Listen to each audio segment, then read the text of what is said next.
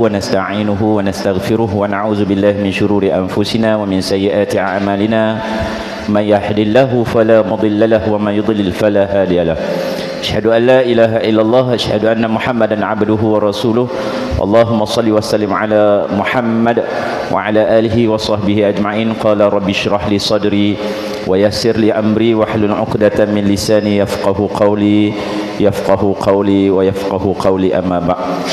Assalamualaikum warahmatullahi ta'ala wabarakatuh.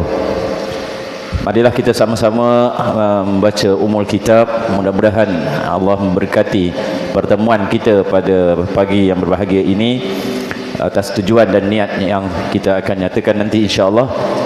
Kita sediakan pahala ini kepada junjungan besar Nabi Muhammad sallallahu alaihi wasallam, ahli keluarganya, para sahabat, para tabi'in, seluruh para pejuang-pejuang Islam, terus kepada tokoh-tokoh Islam dan seluruh tuan guru-guru, ibu bapa kita ya, sama ada yang masih hidup atau yang telah pergi. Syai'ulillahihumul Fatihah. A'udzubillahi minasyaitonir rajim. Bismillahirrahmanirrahim. Alhamdulillahirabbil alamin. Arrahmanir rahim. Maliki yaumiddin. Iyyaka na'budu wa iyyaka nasta'in. Ihdinas siratal mustaqim. Siratal ladzina an'amta 'alaihim ghairil maghdubi 'alaihim waladdallin. Amin. Bismillahirrahmanirrahim. Alhamdulillah, summa alhamdulillah, wa summa alhamdulillah. Segala puji bagi Allah, Tuhan sekalian alam. Selawat dan salam kita ke atas junjungan besar Nabi Muhammad sallallahu alaihi wasallam. Alhamdulillah, Allah temukan kita pada pagi yang berbahagia ini. Sebelum kita meneruskan, kita sama-samalah berniat iktikaf di dalam masjid ni. Mudah-mudahan Allah memberkati sepanjang pertemuan kita, keberadaan kita di dalam masjid rumah Allah ini. Nawaitul i'tikaf fi hadzal masjid lillahi ta'ala. Tuan-tuan yang dirahmati Allah sekalian, yang saya kasih lagi muliakan, wakil di sini ialah Cikgu Zul selaku setiausaha Masjid Ustaz Azlan Kampung Gajah, para asatizah, tuan-tuan guru, puan-puan guru, tuan-tuan, puan-puan, hadirin hadirat bakal tetamu Allah Subhanahu wa taala. Alhamdulillah, syukur kita kehadirat Allah. Allah satukan hati kita, Allah gerakkan hati kita, Allah berikan rasa iltizam ataupun ilham untuk kita hadir pada pagi yang berbahagia ini dalam siri kursus umrah selaku tetamu Allah, bakal tetamu Allah. Dan alhamdulillah tuan-tuan, kehadiran kita ini dalam konteks persiapan diri untuk kita melaksanakan tugas ataupun melaksanakan tanggungjawab menuntut ilmu bagi menjadi tetamu Allah Subhanahu wa taala. Tuan-tuan yang dirahmati Allah sekalian, saya bagi sedikit gambaran insya-Allah pada sesi ini, insya-Allah lebih kepada beberapa perkara, khususnya saya akan sentuh dalam perkara berkaitan tentang ibadah umrah. Seterusnya dari segi teori, seterusnya nanti kita akan sedikit buat amali dan kita buat soal jawab. Dan juga di pengakhiran nanti selepas sesi kita ada sesi soal jawab dan sebagainya, kita ada sedikit taklimat khusus kepada yang akan berangkat pergi pada 24 hari bulan Ogos ni nanti, dan juga bagi yang akan pergi pada Disember pun tak jadi masalah, boleh juga dengar. Tapi maksudnya untuk sekurang-kurangnya kita nampak sedikit gambaran, sedikit perjalanan insya-Allah bagi kita menjadi tetamu Allah Subhanahu wa taala. Tuan-tuan yang rahmati Allah sekalian, mungkin ada perkara yang kita telah sama-sama tuan-tuan pernah dalami. Malah saya beranggapan tuan-tuan pun insya-Allah telah pun sedikit sebanyak buat persiapan diri tuan-tuan, dari segi pembacaan, dari segi pengalaman, perkongsian pengalaman sahabat-sahabat, itu yang lebih banyak ampun. Lepas tu dari segi gambaran kita, searching kita dalam media-media sosial ataupun dalam YouTube dan sebagainya, dalam alam yang sekarang ni, semua ni kita boleh gapai perkara ini. Cuma pada pagi ini sedikit untuk sedikit beri gambaran dan lebih pada khususnya untuk kita melaksanakannya insya-Allah dalam satu tujuan dan tanggungjawab kita menjadi hamba Allah, mencari redha Allah, apatah lagi mengecapi untuk mendapat nikmat beribadat di rumah Allah, di Baitullahil Haram, tanah suci. Dan sambil itu kita akan pergi menziarahi junjungan besar Nabi Muhammad sallallahu alaihi wasallam di Madinatul Munawwarah insya-Allah. Saya pun tak pasti sama ada pointer ni hidup ke tak. Kejap mau, kejap tak mau. Tak apalah, rasa majoriti tuan-tuan dah mengenali saya. Saya memang orang anak tempatan di sini. Saya Amir Hamzah bin Musa memang anak tempatan di sini. Mak ayah saya pun orang sini dan sebagainya. Dan kini sekarang bertugas selaku penolong kanan pentakdiran di Sekolah Kebangsaan Tanjung Tualang, Batu Tujuh Tanjung Tualang, insya-Allah. Dan sekarang ni bila ditanggungjawabkan sebagai pembimbing jemaah umrah dan haji, bersama juga dalam Al-Fajr International Senayan Berhad, dan juga bersama juga sebagai pinjaman juga kepada tabung haji, sebab dengan tabung haji pun ada jaringan antara saya dengan mereka bersama pembimbing jemaah haji dan umrah tabung haji Perak Tengah tu sendiri. InsyaAllah tuan-tuan, kita sedikit dapatkan mood untuk kita jadi tetamu Allah insyaAllah, kita dengan melafazkan ungkapan talbiyah. Mudah-mudahan Allah meresapi dalam jiwa kita untuk tekad mencari rahmat dan redha Allah insya-Allah.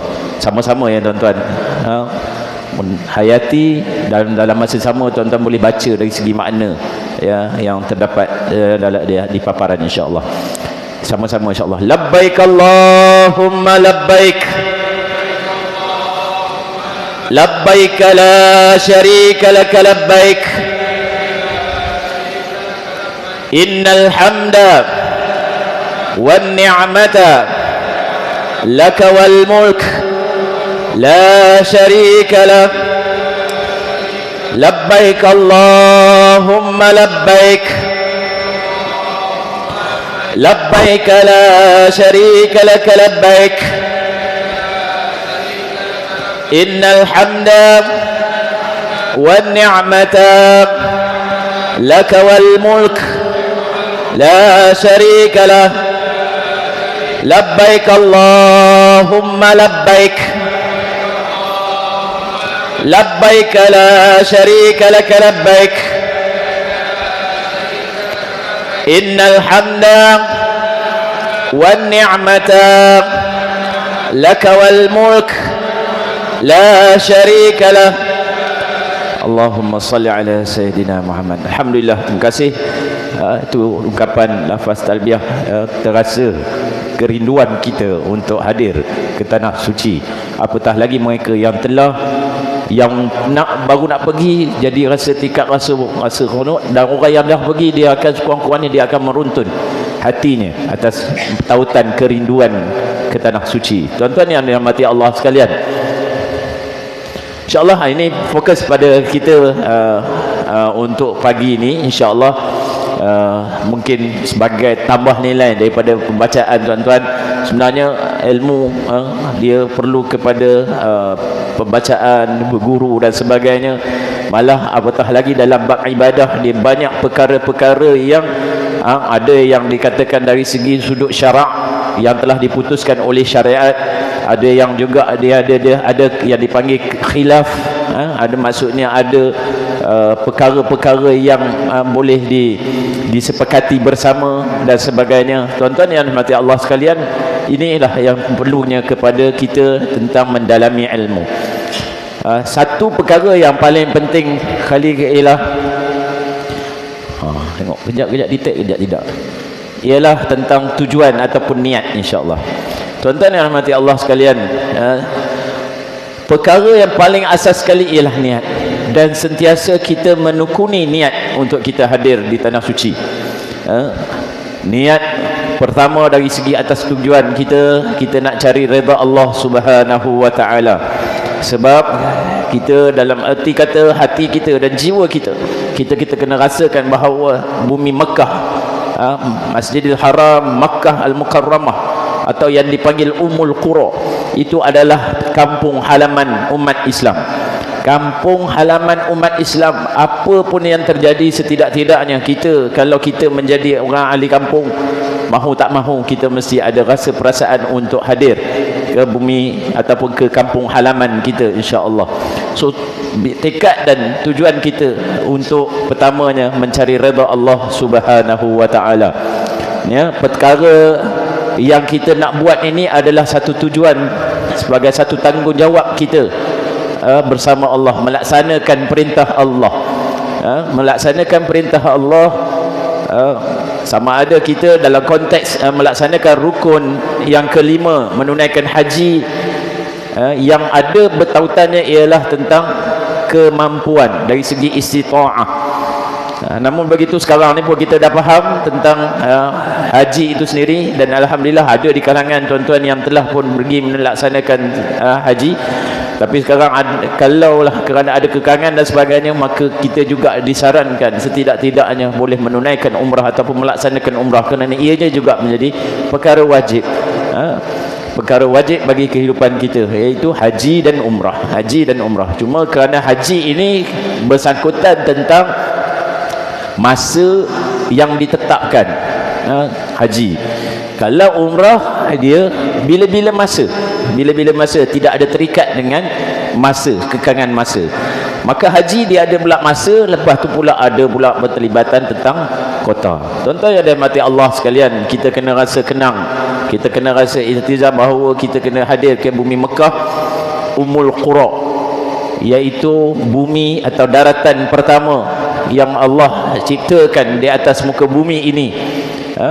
Daratan pertama yang muncul kerana kita dimaklumkan ataupun dalam dalam kajian geografi dan juga dalam kajian yang sebenarnya, bumi ini asalnya ialah diliputi air dan ais, pencairan dan sebagainya. Maka timbulnya bumi itu, itu Ummul Qura itu bermulaannya adalah di bumi Makkah. Dan dikatakan bahawa itu adalah tempat daratan paling tua sekali dalam dunia. Namun pihak-pihak yang lain yang memusuhi umat Islam, mereka mendeklarekan tentang tempat mereka lah yang tertua dan sebagainya. Hakikatnya banyak terbukti yang menyatakan bahawa bumi Kaabah ataupun tanah haram, Masjidil Haram itu sendiri atau Mekah itu sendiri adalah bumi. Bukit-bukit yang berada di sekeliling itu adalah bukit-bukit yang pertama muncul dalam bumi itu sendiri. Jadi penuh dengan keberkatan. Kalau tak, mana mungkin Allah menyeru untuk kita hadir setidak-tidaknya ke bumi Mekah Al-Mukarramah. Itu antara tujuan-tujuannya, yang mensyukuri nikmat rezeki kurniaan Allah Subhanahu wa taala. Semuanya ada berdalil di dalam ayat suci Al-Quran. Melaksanakan rukun Islam yang kelima, melaksanakan 5 perkara sebelum datangnya 5 perkara. Tuan-tuan, ini perkara yang paling penting untuk memberikan kesedaran kepada sahabat-sahabat kita, masyarakat luar sana, betapa pentingnya untuk kita hadirkan diri kita dalam keadaan setidak-tidaknya seumur hidup sekali. Dalam usia yang muda itu lebih baik. Dalam yang paling utama adalah kesihatan. Dari segi bentuk kesihatan, tuan-tuan telah Allah gerakkan, Allah campakkan dalam hati tuan-tuan untuk beriltizam.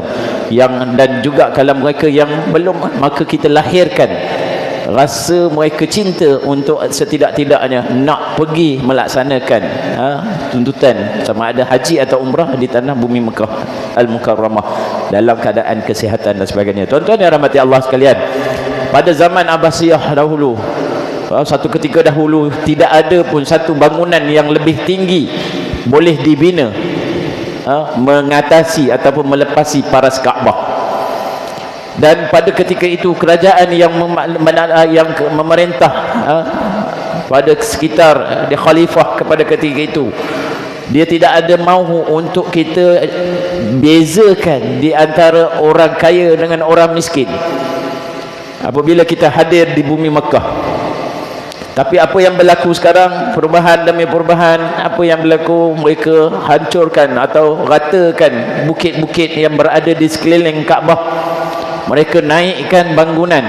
Asalnya nak rata itu dengan tujuan untuk membesarkan Masjidil Haram, maksudnya nak membesarkan kawasan Masjidil Haram. Tetapi apa yang berlaku, mereka tak besarkan besar tu juga. Cuma yang mereka naik ialah naikkan hotel-hotel, hotel-hotel yang di sekeliling kawasan Masjidil Haram. Hotel-hotel pula tu kita pun faham, yang dah meningkat dengan grade bintang-bintangnya dan sebagainya dan dikuasai oleh golongan kapitalis. Adanya Hilton, sekarang dah tak tukar dah nama, dia tak namakan Hilton, dia jadi Hotel Makkah. Padahal Hilton tu kita pun tahu, kalau kita search siapa yang mempunyai saham tertinggi Hilton. Adanya Continental, sekarang tak panggil Continental, Darut Tauhid. Padahal itu semua berada di sekitar kawasan Masjid. Maka sekarang perkembangan masa ke semasa nak memungkinkan bahawa orang yang kaya, orang yang ada lebih duitnya, maka dia lebih hampir duduk dekat, maka kadang-kadang tinggi tempatnya dan sebagainya. Dan sekarang bangunan yang tertinggi bukanlah Kaabah. Kita pun tahu dulu biasanya kalau kita nak berdoa di kawasan Kaabah, kita dengan adab kita berdoa, angkat tangan, dan Rasulullah pun angkat dalam keadaan sampaikan ketiak kita, ketiaknya diperlihatkan, maksudnya angkat dengan kesungguhan untuk meminta. Dan kita biasa kita akan minta doa dan kita akan tengok ke bahagian atas. Itu segi adab dan segi dan sebagainya, untuk sebagai kita hamba meminta kepada Rabbul Jalil. Tetapi apa yang berlaku sekarang, bila kita angkat kita akan tengok bangunan tinggi, maka akhirnya takjub dunia masuk ke dalam diri kita. Sifat perkara dunia itu lebih tengok, ya Allah, ya Allah, tapi tengok bangunan sebagainya. Saya pernah pergi pada tahun 2009. Pada ketika itu belum lagi lah, baru naik separa-separa lagi, belum siap bangunan yang tinggi-tinggi di sekeliling ni. Pernah pergi tahun 97, Hilton ataupun Hotel Mekah tu paling tinggi. Sekarang hotel Hilton tu dah makin rendah, paling antara rendah di sekitar kawasan yang sekeliling. Yang lain tu semua dah tinggi-tinggi daripada itu. Orang-orang Arab tak bersetuju tentang apa yang berlaku, perkembangan pesat sebegitu rupa. Tapi itulah yang pun nak kata kan, kita pun faham ekonomi ataupun penasihat-penasihat Arab Saudi itu di kalangan siapa yang mereka terdiri daripada golongan kapitalis, akhirnya ada pemisahan, ada blok-blok tertentu. Orang yang kaya lebih dekat, orang yang agak sedikit sederhana dia makin jauh, orang yang susah makin jauh. Tapi yakin dan percaya, doa Nabi Ibrahim alaihissalam memungkinkan untuk menyeru untuk kita hadir dan tidak putus-putus sehinggalah sekarang ini. Tuan-tuan yang dirahmati Allah sekalian, okey, ini antara hari-hari kita pun kita tahu tuntutan untuk ni. Dan al-umrah ila umrah kafaratul lima bainahuma, al-hajj mabrur laisa lahu jazaa'u illa jannah. Umrah dengan umrah, umrah pertama dengan umrah yang kedua, kafaratu, maksudnya akan menghapuskan dosa antara keduanya. Menghapuskan dosa antara kedua-dua ibadah umrah dengan umrah, maka Allah hapuskan dosa di kita di sisi Allah Subhanahu Wa Taala. Dan haji itu tidaklah lain, tak bukan haji yang mabrur itu laisa lahu illa jazaa lana, maksudnya satu ganjaran pahala syurga kepada mereka bagi mengekali dalam diri sebagai haji yang mabrur. Tuan-tuan yang dirahmati Allah sekalian, okey, ni saya pun akan pergi lagi lanjut sebab tuan-tuan pun, saya pun telah sentuh part yang ni dalam apa yang saya ucapkan. Walaupun kita nak pergi bumi Mekah, persiapan ilmu mesti dikemaskan. Jangan kita bersandarkan semata-mata dengan kawan, dengan orang dan sebagainya. Tapi kalau dah tak boleh, tak boleh memang kita, tapi perlu kepada pengetahuan ilmiah yang betul. Saya pernah biasa berhadapan dengan jemaah-jemaah yang kita bawa ada yang pergi jemaah haji, pernah pergi menunaikan haji, tapi bila kita bawa pergi umrah, kita terangkan ini tempat ini tempat ini, mereka pun subhanallah Ustaz kata, masa musim haji hari itu saya tak nampak pun di mana makam Ibrahim, di mana kedudukannya, di mana nak mula, dia main ikut je. Ini dah pergi umrah baru nampak tuan Ustaz katanya. Tuan-tuan, kita rasa sayu, mereka apatah lagi merasa sedih dan sebagainya. Tu kepada pentingnya kepada niat ilmu dan sebagainya. Dari segi bab orang pergi itu yang saya kata, selalu saya akan ingatkan kepada jemaah saya tentang membetuli tentang niat. Niat. Dan saya nak ingatkan pada tuan-tuan, kalau kalau kita nanti andai yang kita balik nanti, orang tanya berapa kali buat umrah, berapa kali buat umrah, maka anjurkan dalam kehidupan kita nyatakan alhamdulillah selesai laksana umrahku. Sebab kita jangan letakkan pada status bilangan, berapa kali buat umrah, oh alhamdulillah 5 kali buat umrah. Dia akan datang rasa sum'ah, dalam rasa ada riak, ada kibir dalam diri. Maka kita letakkan dunia dari segi mengharapkan pandangan orang, mengharapkan orang kata hebat dan sebagainya, maka akhirnya dia letakkan, maka Allah dah jadi jatuh di sisi yang tempat yang keberapa. Jadi dari segi penilaian ini, niat kena betul. Tuan-tuan, saya selalu jumpa tuan-tuan kes-kes di mana pergi haji semata-mata nak title haji, bukan perlu lama-lama. Baru ni pun saya uruskan beberapa orang jemaah haji yang bila dah pergi haji, dia balik haji, dia kan belum balik lagi.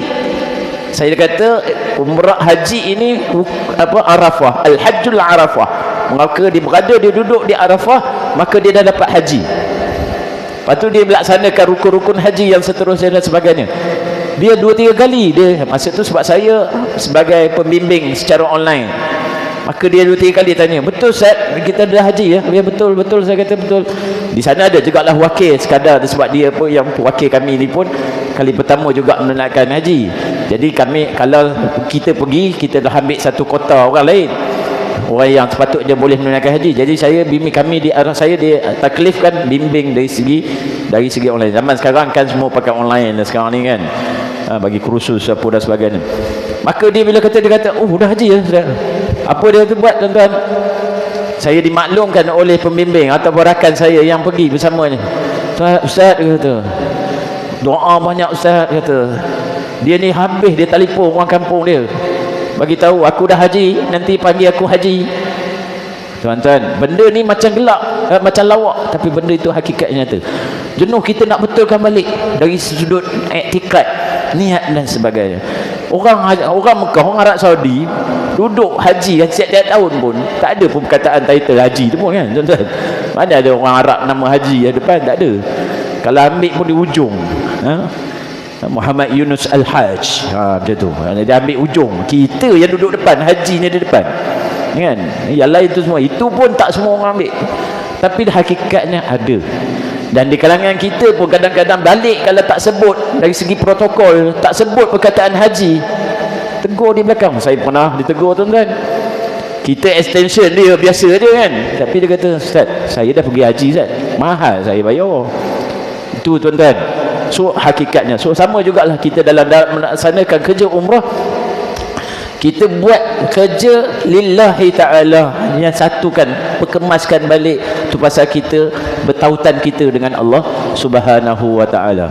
Tuan-tuan yang mati Allah sekalian, dalam 4 perkara-perkara nak melaksanakan ibadah, tuan-tuan kena perkemaskan ibadah yang khususi, yang fardu kepada kita. Apatah lagi kita nak buat laksanakan ibadah di tanah suci. Solatnya dengan rukun-rukun solat kena kemaskan. Bacaan dalam solat itu perkemaskan. Antaranya rukun yang paling utama rukun qauli kita, Fatihah kita, tahiyat, lepas tu takbir kita, lepas tu tahiyat akhir kita. Ini perkemaskan. Kerana apa? Kita nak buat ibadah solid dengan hadirkan keyakinan, kejituan kita untuk kita buat ibadat di tanah suci haram. Maka gandaannya itu kerana nak dapat ganjaran yang besar. falsafah di sebalik rukun-rukun itu pun tuan-tuan pun telah saya antara yang dah maklum. Ingat dengan kalimah syahadah, kerana kita beriktikad dengan ahli sunnah wal jamaah, kita bertauhidkan rububiyah, uluhiyah dan sebagainya, maka kena nyatukan bahawa kita ini bertuhankan Allah Subhanahu wa taala, tidak ada kepercayaan yang lain masuk menyerap dalam fikiran kita. Tuan-tuan, salah seorang daripada yang hebat di dalam TikTok menyatakan tentang isu sekarang ni, ajaran al-haq tu, mereka juga di kalangan mereka yang pernah menunaikan haji, tuan-tuan. Tu pasal kita kena, ya muqallibal qulub sabbit qalbi ala dinika wa ala ta'atik. Ya Allah, ya Tuhan, ya Allah yang memolak balikkan hati, satukan penjituan kita ala qalbi, dalam hati kita ini, ala ta'atik, ketaatan yang sebenar-benarnya di sisi Allah Subhanahu wa taala. Maka laksanakan ibadah kita di bumi kita sekarang ni, dalam kehidupan kita ini, dengan perkara yang melazimi kebaikan, memperbanyakkan kebaikan. Solat bagi orang lelaki, solat fardunya, berusaha untuk solat di mana azan dilaungkan, maka kalau pelaziman itu berlaku, kita pergilah mana-mana pun kita akan laksanakan. Malah kita balik daripada bumi Makkah, kita pun akan istiqamah melaksanakan ibadah tersebut. Maka kita buat turutan-turutan itu, menghidupkan suasana itu pada jituan, dan kita dalam masa sama kita doa, semua ahli jemaah kita agar istiqamah beribadah. Doa untuk saya, doa untuk kita semua. Ya Allah, satukan hati kami, keluarga kami dan ahli-ahli rombongan kami untuk sentiasa beriltizam dalam keadaan keimanan. Maka kita akan buat turutan-turutan ibadah itu. Di sana nanti dia akan jadi slow, akan mudah untuk kita melaksanakan ibadah, hadir keyakinan yang sebenar-benarnya.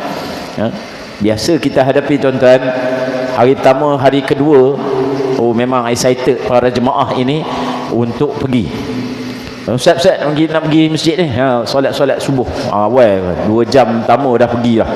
Tak apa, memang sana tak jadi masalah, dah jadi kebiasaan. Sebab itu persekitarannya begitu, sejam 2 jam sebelum. Okey, hari pertama, hari kedua excited kita. Memang kita pun memang seronok para jemaah dia tu. Tapi hari ketiga, hari keempat dia dah mula. Bila kita nak pergi, kau tak pergi lagi? Tak apa Ustaz, sempat lagi. Kalau azan sekarang sempat lagi saya pergi. Jadi dia dah jadi macam tu. Kita tak nak menjadi macam tu. Biar kita lazimkan kita untuk siap sedia lebih awal. Memang kalau di dalam kehidupan kita, tunggu azan baru sampai. Kalau yang dekat-dekat tu tunggu qamat. Saya pun kalau cakap apa, kadang-kadang kita pun asyik kita di imam, tunggu qamat lah. Dengan harapan ada orang lain naik imam. Ngelatnya kan. Ngelat, cara nak ngelat dengan akal, banyak akal.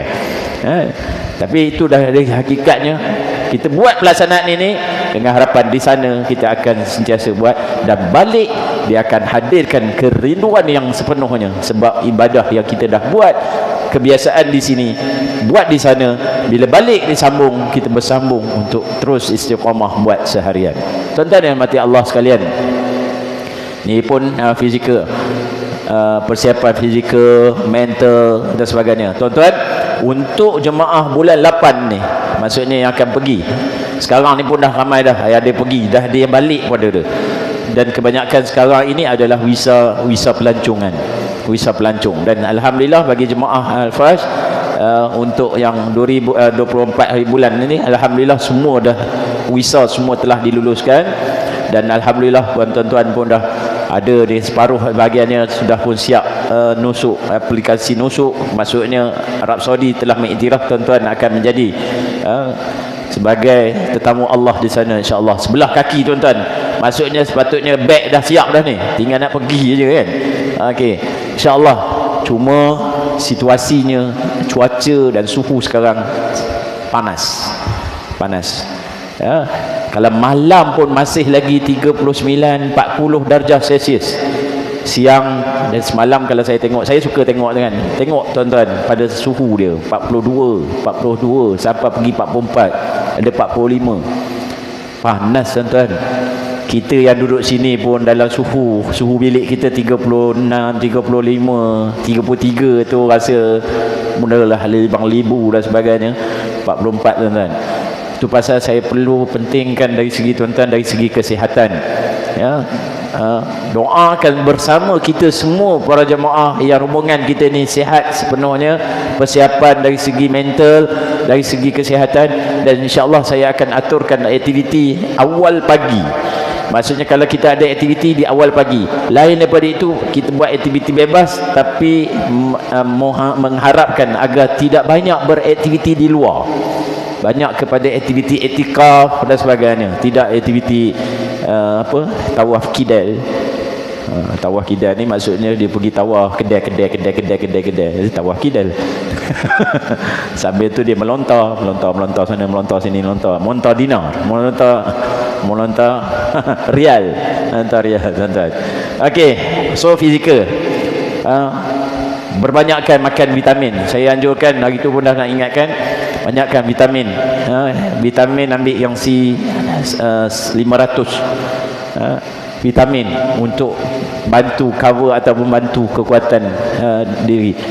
Orang yang sepatutnya sebulan sebelum pergi dah mula dah amalkan vitamin dan sebagainya untuk pergi. Jangan tunggu lagi 2-3 hari nak pergi, takut nanti ada inflasi pada diri kita. InsyaAllah banyakkan makan vitamin, ubat-ubatan kena standby lah dan sebagainya. Okey, mental, kesabaran dan sebagainya, ini semua sebab bumi Allah ni di atas muka bumi ini juga, ini bumi ujian. Apatah lagi di bumi Makkah Al-Mukarramah itu juga. Kerana apa? Orang beriman pasti akan diuji. Itu kena yakin. Jadi kita minta pada Allah, ya Allah, kalau Allah nak uji aku, jangan ujian yang tidak mampu aku tanggung. Jangan Allah uji aku ujian yang tak mampu aku tanggung. Ujian itu meningkatkan martabat kita, maqam kita. Tapi kalau kita sambut ujian dengan rasa hilang kewarasan, maka silap-silap dia akan lebih mendatangkan kemurkaan. Jadi ujian-ujian ini mendatangkan, perlu ada pada kesabaran. Kerenah jamaah macam-macam tuan-tuan. Tapi alhamdulillah, saya yakin, itu pasal saya suka beberapa kali memberi pesanan kepada tuan-tuan dan sebagainya tentang nilai kesabaran, nilai kekitaan, kekeluargaan, kebersamaan bersama jamaah yang pergi. Kalau nak ceritakan tentang pengalaman mengatasi kerenah-kerenah masyarakat ataupun jemaah, tuan-tuan, macam-macam tuan-tuan. Sebab ada yang dah pergi 7 kali, ada yang dah pergi banyak kali, ada yang dah pergi macam-macam travel, dia nak try travel ni, macam betul. Maka alhamdulillah, yang positif pun banyak, yang biasa-biasa tu kita anggap itu sebagai lumrah dalam melaksanakan tanggungjawab. Setiap kali pergi ada pengalaman-pengalaman baru, dan setiap pengalaman itu perlu kita hadapinya ataupun kita ambil dia sebagai satu pengalaman yang sangat berharga. Peluang yang kita dapat itu sangat berharga. Tuan-tuan, sekarang tuan-tuan insya-Allah kita pergi package kita ini dalam sekitar 7,800, 7,000 ke 8,000. Ya tuan-tuan, jauh di sudut sana, ada di luar sana macam-macam dengan tawaran-tawaran nilai yang tertentu. Malah ada yang minimal 8,000, ada juga yang iklan 6,000 dan sebagainya. Tapi berhati-hati tuan-tuan, saya tengok kalau 6,000 lebih sekarang ni, adalah satu-satu yang kita akan tengok, rupanya bawah ada tulis tanpa makanan. Maksudnya makan kena sendiri dan sebagainya. Macam-macam lah, jarak hotel, semua ada faktor-faktor tu. Cuma kerana nampakkan harga itu lebih murah daripada yang lain, orang terus daftar dan sebagainya. Berhati-hati tuan-tuan. Saya bukan tak nak itu, saya tak suka untuk nak blank mana-mana, sebab masing-masing ada pilihan, ada tanggungjawab. Tu pasal jemaah saya pun biasa bila ustaz pergi baru nak pergi. Payah juga sebab saya ni kena tunggu waktu cuti sekolah. Walhal kalau pergi pada bukan cuti sekolah, dia ada lagi harga dia lebih rendah dan sebagainya. Tuan-tuan yang dirahmati Allah sekalian, itu dari segi rohani pun saya dah sentuh sebanyak dan sebagainya. Perbanyakkan solat istikharah juga tuan-tuan. moga Allah bagi keringanan dalam pelepasan untuk pemilihan kita, pemudahnya solat hajat dan sebagainya, insya-Allah agar kita ni dapat satu. Jangan kita doa untuk diri kita saja, tuan-tuan.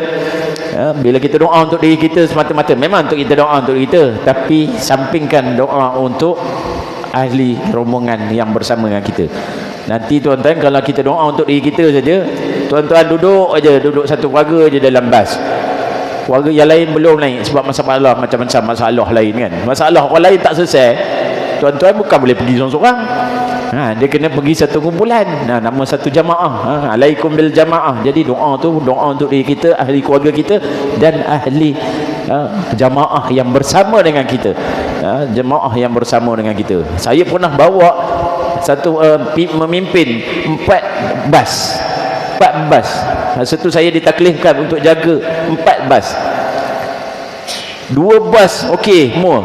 1 bas 3 bas okey. Satu lagi bas ada yang tak balik daripada masjid dan sebagainya. Kita nak bergerak mesti bergerak bersama. Kadang berjam tunggu, tuan-tuan. Berjam tunggu juga dalam bas. Orang yang dah siap tu berjam tunggu bas. Yang kami ni melebah mencari dan sebagainya kan. Mula dah bising dalam bas. Kami duduk dalam bas ni kan tak boleh nak bergerak dan sebagainya. Kita bergerak dalam bentuk jamaah. Itu kita lebih anjurkan berjamaah. Hatta sampai tengking-tengking. Kalau kopi ni tak payah lah Ustaz. Oh mak, tuan-tuan, banyak berlaku. Jadi ini ujian-ujian ni kami hadapi dengan tenang. Kita adalah cara-cara untuk kita tackle, dan alhamdulillah bila kita sabarkan, tenangkan dia dan sebagainya, kita berikan gambaran dia apa dan sebagainya, sebenarnya akhirnya Allah letakkan ilham, nampak hikmah sebaliknya. Lepas pada tu semua ikut je, tunduk je dan sebagainya. Tuan-tuan yang mati Allah sekalian, keperluan dia pun dan sebagainya saya tak sentuh banyaklah tuan-tuan, sebab perkara-perkara yang ni sebab kalau kita pergi ni musim panas, bulan 8 musim panas, bulan 12 ya musim sejuk. Jadi kita bawa pakaian ataupun keperluan yang lebih pada utama pada situasi musim kita. Maksudnya kalau kita pergi sekarang ni mungkin musim panas ini dia bukannya, kadang-kadang dia tak terik, tetapi haba yang angin dia bawa tu angin yang mengeringkan. Tu kalau ada kalau sebab ada lotion atau lip balm ke dan sebagainya perlu pakai. Kalau tak dia jadi kering bibir, kering dekat tumit, sampai boleh pecah-pecah kaki. Pecah-pecah kaki. Jadi kalau orang perempuan tak apa, dia boleh sarung, pakai stokin dan sebagainya. Kalau orang lelaki dia tak pakai stokin dan sebagainya, waktu dalam ihram kita sepatutnya sapulah sebelum kita niat tu. Kita sebelum niat di miqat tu kita boleh sapu dan sebagainya, maka gitu. Kalau lepas tu buat harian tu, aktiviti harian tu pun dalam keadaan kita siap lip balm dan sebagainya. Dia tidak dia Mekah kering. Tapi sekarang ni kesan dia sedikit sebanyak tak berapa iyalah ada tapi tak berapa nak nampak sangat sebab sekarang ni pergi biasanya 12 hari, 11 hari, 12 hari. Dulu ya kadang 14 hari, 17 hari dan sebagainya. Sekarang makin macam tuan-tuan, harga hotel yang semakin mahal yang menjadikan terpaksa dia create mereka yang pihak tertentu create di mana nak bawa. Al-Fas ini CEO pengarah urusan ni ialah bekas tentera, tak macam dekat travel-travel lain yang dulu mereka ni bekas tabung haji, bekas yang bersangkutan dengan orang pelaksanaan pergi umrah, haji dan sebagainya. Jadi mereka ni ada orang tentera ni, dia bukan nakkan macam rasa lebih kepada kemewahan, kesaan, walaupun ada pakej itu, tetapi mereka ini nak pihak pengarah urusan ni, Haji Osman namanya, dia nak pastikan tuan-tuan pergi, tak kira dah banyak, biar kita berangkat, maksudnya bawa pergi bersama-sama. Dia akan carilah ruang-ruang untuk yang tidaklah kemewahan itu. Itu pasal kami kalau dengan Al-Fas dia tak layan package VIP. Kami kalau betul rasa nak dilayan, beg pun tak nak ambil cara. Kami pernah jumpa tuan, dia lepas terus beg dia pun dia tak nak usik. Dia berasa diri dia masih lagi VIP dia sebagainya. Kami minta nasihat, minta dia pergi ke dengan travel lain. Sebab kita bukanlah maksudnya kita tak, kita hak kita lah, waris dia ada tak ada masalah, kita akan bersama tolong menolong. Tapi sampai dia menambil aku kamu dan sebagainya, itu menjadikan niat dan tujuan, balik niat dan tujuan kita. Tuan-tuan yang dirahmati Allah sekalian, jangan buat risau tuan-tuan, baik aku dah, kita akan bersama. Saya akan aturkan nanti orang lelaki dengan cara orang, kita akan bantu dari segi orang perempuan akan buat apa yang perlu untuk sama-sama yang dianggap kita macam keluarga, insya-Allah. Tuan-tuan yang dirahmati Allah sekalian, okey, itu habis asas. Dah hampir hampir 40 minit dah ke situ. Insya-Allah kita lebih fokus kepada bab ibadah. Okey, perkara yang mesti ada dalam kepala kita bagi mereka yang baru kali pertama nak pergi melaksanakan umrah ini, ibadah umrah ini ialah di tanah haram, iaitu di bumi Makkah Al-Mukarramah. Bumi Makkah Al-Mukarramah. Nama pun pengertian atau dari segi umrah itu, umrah ialah mengunjungi Baitullahil Haram, yakni Kaabah di Makkah pada bila-bila masa untuk mengerjakan ibadah tertentu menurut syarat-syaratnya. Namun begitu, biasanya jemaah umrah ataupun jemaah yang nak pergi umrah, kita akan bawa permulaannya ialah di antara dua, tapi majoritinya dia akan bawa pergi ke Madinah dahulu. Itu pasal kadang-kadang orang bawa pergi ke Madinah, Ustaz, mana Kaabahnya? Lah, kita pergi Madinah. Bila kita nak buat niat umrahnya? Lah, kita pergi umrah, kita pergi ziarah makam Nabi dahulu. Umrah tu nanti hari yang kita tetapkan nanti baru kita, oh gitu. Dia kadang-kadang dia mikirkan bahawa dia naik je kapal terbang nak pergi umrah lah tu. Ya, memang kita nak pergi umrah. Hakikatnya kalau kita dijadual kita pergi masuk Madinah, bermaksud kita menziarahi Rasulullah sallallahu alaihi wasallam.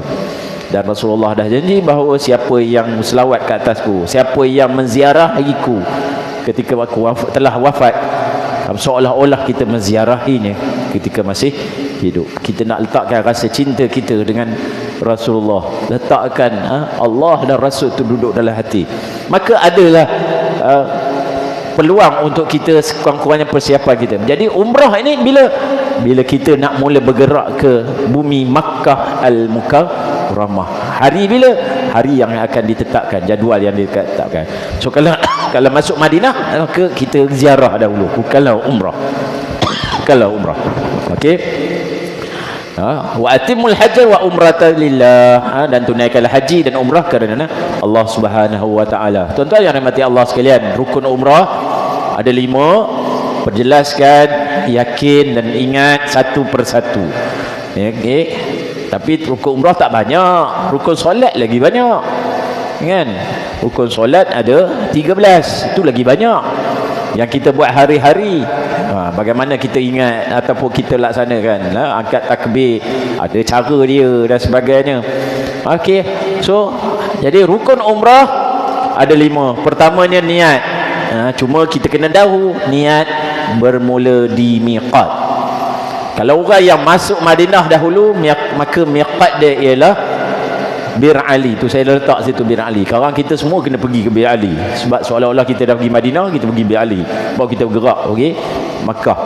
Okey, kalau orang yang pergi masuk Mekah dahulu, kalau dari Malaysia, nama miqat dia ialah Qarnun Manazil. Niat ini mesti di miqat. Satu. Yang kedua, siapa sahaja yang masuk dengan niat nak pergi ke Mekah mesti niat umrah, melainkan mereka-mereka yang ada bersangkutan, bertautan.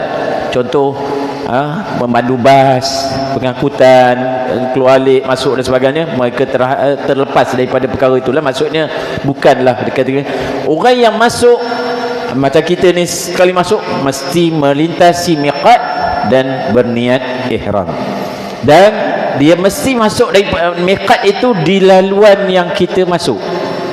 Dia tak boleh dia dah masuk Mekah tapi dia sampai ke Jeddah, dia kata kurang kat Jeddah, lepas tu korang barulah nak masuk Mekah, korang lalu korang singgah dekat miqat mana. Tak.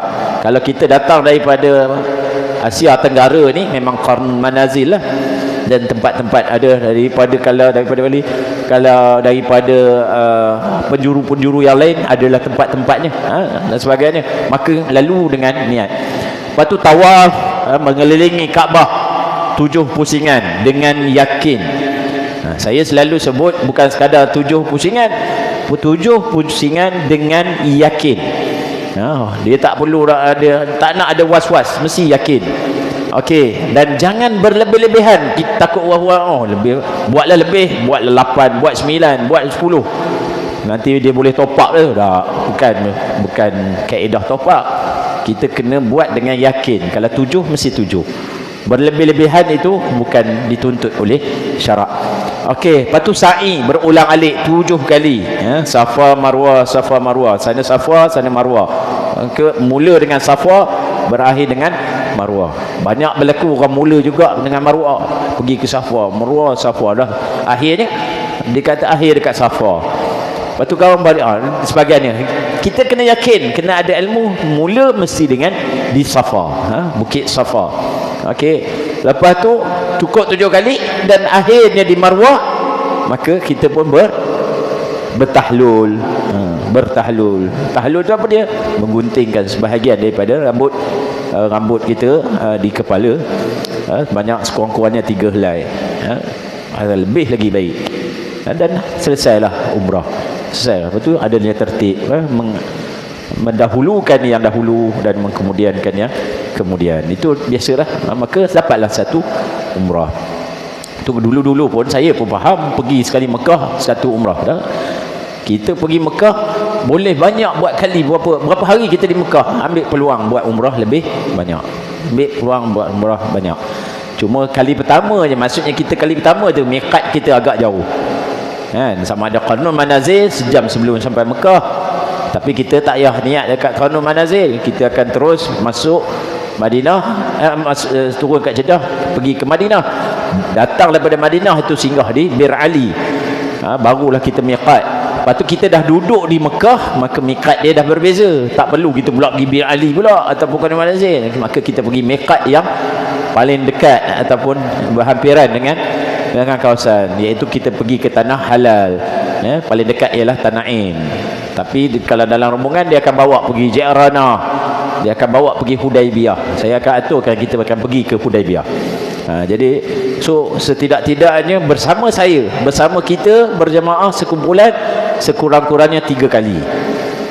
Tapi kita anjurkan buat banyak kali, tak apa, banyak-banyak kali. Kalau orang muda ambil peluang buat banyak kali. Dalam tempoh kita berada 5 malam di Mekah itu, di bumi Mekah itu sendiri. Tuan-tuan, kalau kita tengok sekarang pun kita rasa patutnya kurang. Orang makin lama makin banyak, masih banyak, masih ramai. Sebab sekarang ni dia buka aja. Bila-bila maksudnya sendiri pun boleh. Kita kalau buat minta apply visa sendiri pun boleh. Maka kita boleh pergi bila-bila. Jadi orang tak nampak reda sangat, tapi kuranglah sikit daripada musim haji. Kalau saya pergi kalau pergi bulan 12 dengan pergi bulan 2, pernah pergi bulan 2. Pergi bulan 2, ingat bukan bulan 12 pun ramai, bulan 2 tu pun ramai.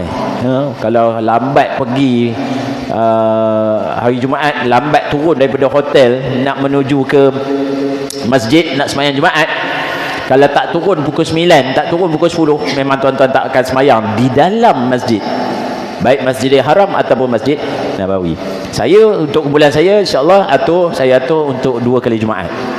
2 kali Jumaat.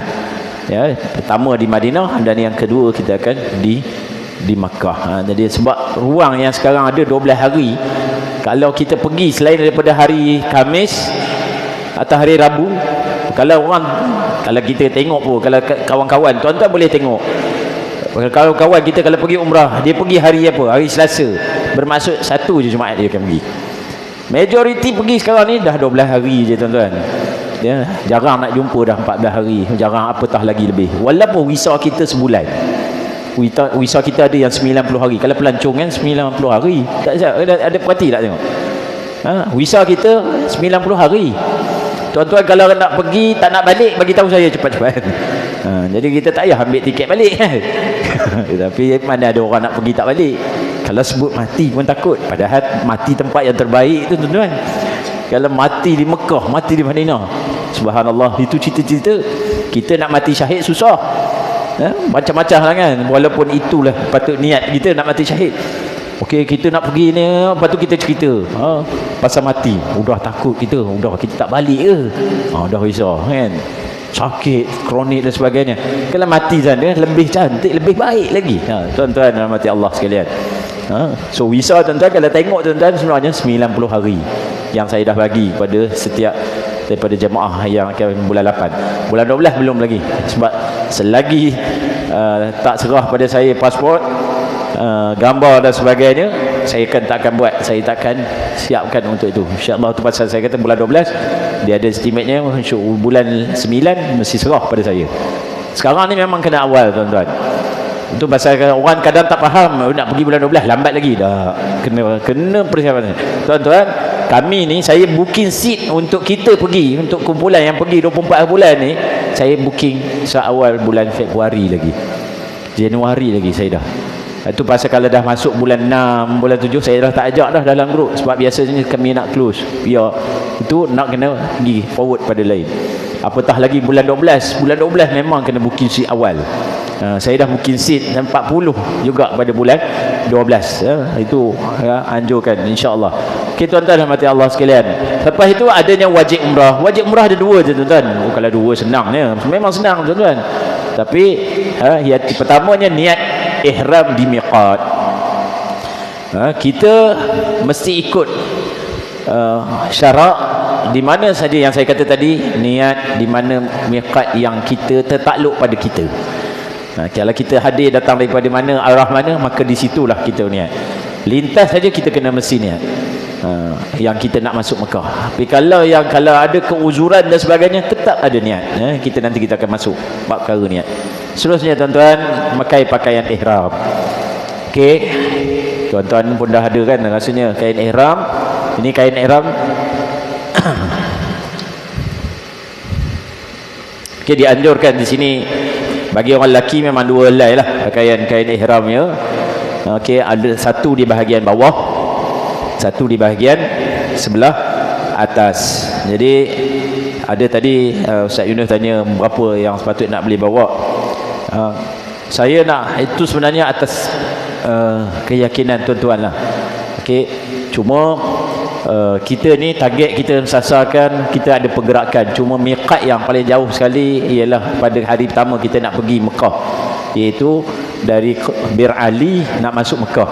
Maka di situ agak lama lah kita berjam, kita akan singgah R&R, pergi ke tandas dan sebagainya. Kot khawatir ada yang berpenyakit salasil baul, silsil baul, kencing tak tosul dan sebagainya. Kita khawatir kot bawah kain ihram kita bawah itu tidak suci ataupun terkena dan sebagainya. Maka itu yang perlukan, kalau kurang-kurangnya bawa lah 3 helai. Bawa 3 helai. Tapi mana ada jual selai-selai? Dia jual sepasang-sepasang. Jual sepasang-sepasang. Tapi kalau pergi berdua, automatik lah beli 3 pasang. Okey, seorang spare 3, seorang spare 3. Kalau pergi berempat, tak kisah pula 4 pasang, tapi dah semua seorang-seorang satu. Bawa lah satu untuk spare, itu dan sebagainya kan. Jadi okay, satu dia bahagian bawah. Biasanya saya akan buat tunjukkan lah. Kalau orang perempuan tak payahlah, orang perempuan senang, dia apa yang dia pakaikan saja kan. Jadi saya biasanya kalau kita tengok labuh, tuan-tuan, kain ihram ni dia ada tebal, ada nipis, ada tebal, ada nipis. Kalau kita lupa nak beli di sana pun, beli sini pun, di sana pun ada jual, rata-rata ada jual. Jadi maksudnya kalau kita bawa beli sepasang, tak apa, sampai sana rasa nak tambah sepasang boleh, sebab dia memungkinkan berat pada beg tu, berat pada beg. Jadi so saya biasa akan lipat dulu bawah untuk tak nak labuh. Okey, kita satukan di hujung tu. Maka kalau nak kemas, kita angkat sikit, lipat bahagian ruang atau yang berbulu-bulu ni masuk ke dalam dan letakkan di belakang. Zaman sekarang tali pinggang, kalau dulu-dulunya tali pinggang kan ada warna hijau dan sebagainya. Sekarang tali pinggang ni dah macam-macam. Ini dah main klik je tuan-tuan. Saya pun kena buat macam-macam cara nak bagi lepas. Mujur lepas. Okey. So yang ini dia klik. Okey. Lepas tu kita sorokkan. Okey, sorokkan. Okey, maka selesailah bahagian bawah. Jadi yang dalam ini kita letaklah gunting. Kita letak gunting. Tapi kalau dalam flight, gunting kena letak dulu dalam beg besar. Tak boleh dalam beg kecil nak bawa atas. Lagi tak boleh. Jadi letak, lepas tu letak gunting. Untuk apa? Nanti nak bertahlul, kita boleh lah. Duit pun kita selit-selit lah di sini sebagainya kan. Selesai dah bahagian bawah. Okey, macam-macam cara kan. Ada yang macam-macam mazhab kan. Ada lipat cara tu, ada lipat cara ni. Terpulang pada keselesaan tuan-tuan. Tali pinggang ni berjaya ke tak? Tali pinggang tidak jadi masalah. Dia bukan pakaian sebenarnya. Dia bukan pakaian. Jadi kita boleh, maksudnya yang ni zaman sekarang dah pakai klik. Dulu masih lagi kalau kita pergi pun ada yang warna hijau tu kan, dia selepang, siap ikat. Dulu orang kata jangan masuk juga, nanti dah seolah-olah dia tak menjadi masalah. Okey. So ambil lagi selai.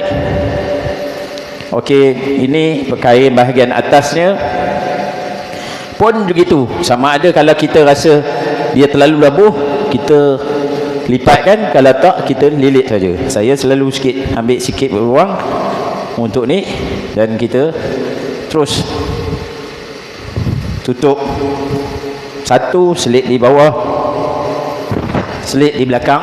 Bahagian satu ni selit di belakang tali pinggang tadi. Satu lagi bawa naik ke atas. Selesailah. Selesailah dari segi pakaian. Pakaian begini dipakai sepanjang dalam tempoh kita ihram. Dalam tempoh kita ihram. Lulut macam inilah pakaiannya.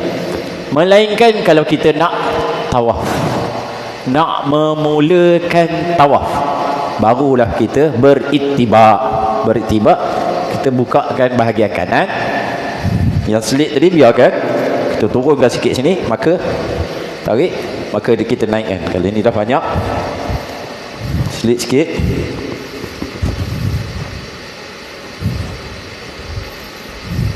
Okey, kita pun lepaskan belakang. Kalau kita sempat, dia boleh ke belakang. Selit di bahagian belakang. Sebab ini pakai baju, dia jadi kembang-kembang. Kalau tak, dia boleh selitnya. Okey, so ini pada permulaan nak beritibak, memulakan tawaf. Memulakan tawaf. Tawaf tu ialah tawaf umrah. Tawaf umrah. Tawaf sunat tak perlu. Tawaf sunat tidak perlu. Ini adalah tawaf umrah sahaja. Dan pada asasnya dalam syarat ialah tawaf. Maka itibak ini ialah ketika tawaf 3 pusingan yang pertama. Dan disunatkan juga berlari anak, berlari sikit-sikit untuk pusingan 3 pusingan. Selain daripada itu kita berjalan. Boleh kita nak tutup semula. Tapi biasanya orang tak buat gitu sebab orang tengah ramai, tak ada nak buat pergerakan. Kita buat 7-7 dalam bentuk beritibak. Beritibak. Habis semua cukup 7, barulah kita naikkan balik ke bahagian atas macam biasa. Kita buat sa'i dalam bentuk kita berselimut begini. Jangan kita sa'i pun beritibak, solat beritibak. Hatta orang beritibak ni daripada mula miqat berali dia beritibak. Tak perlu, sebab kita kena jaga adab. Adab. Ada kesalahan, ada dalam menyatakan bahawa kita makruh kita sembahyang dalam keadaan bahu kita diperlihatkan, beritibak.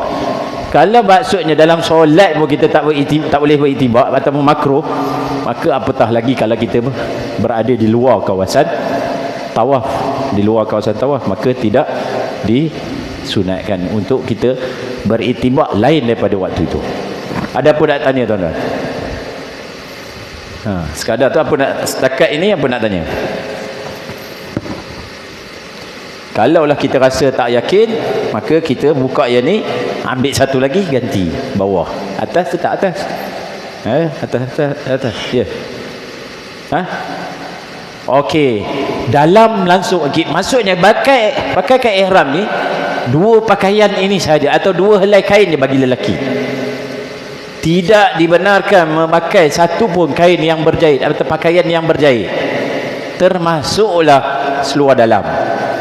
Tidak dibenarkan, atau memang tidak boleh dalam kita mana kita pakai ihram, kita berpakaian berjahit. Kalau pakai juga, kalau tak tahu, kita cepat-cepat betulkan, dan dia tidak berdosa selama mana dia cepat betulkan. Tapi kalau dah tahu dia masih buat, dia berdosa dan dia kena dam. Dam dia seekor kambing. Seekor kambing.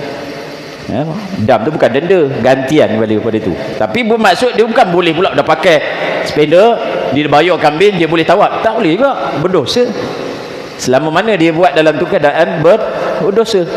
Maka itu hakikatnya. Dan sekarang dah ada pula bagi mengatasi masalah salasi baul ni ataupun kencing tak tus, dia ada cawat yang tidak berjahit. Dia macam mana tuan-tuan, dia kalau dah tengok dalam pasaran, dia macam kain napkin 3 segi tu, kain anduh 3 segi tu, ikat sekali, tarik daripada depan, tarik dari belakang, tolak di atas. Tapi tak payahlah, saya tak anjurkan buat. Maksudnya kalaulah betul-betul keperluan, bolehlah beli. Kalau tak perlu. Tak perlu. Bagi orang yang memang ada masalah gitu, ataupun dia memang masalah dia kencing dia tak tus dan sebagainya, dia khawatir dan sebagainya, boleh juga pakai cawat tu tadi, pakai pampers, tapi bukan pampers yang sarung, pampers yang zip kan. Sarung tak boleh, sarung tetap kategorikan yang sama tadi. Tapi pakai yang pakai macam budak je lah kan, macam orang tua punya tu pun ada juga kan, macam tu. Tak boleh yang pakai sarung. Itu sekiranya seandai memang tak boleh, tak nafi. Sebab kita kena faham, jarak lama pun kita tak ambil masa lama. Saya pun biasanya akan bawa jemaah, ataupun mana-mana mutawif pun dia akan bawa jemaah. Paling lama dalam ihram tu kali pertama tu, kita mula masuk tu.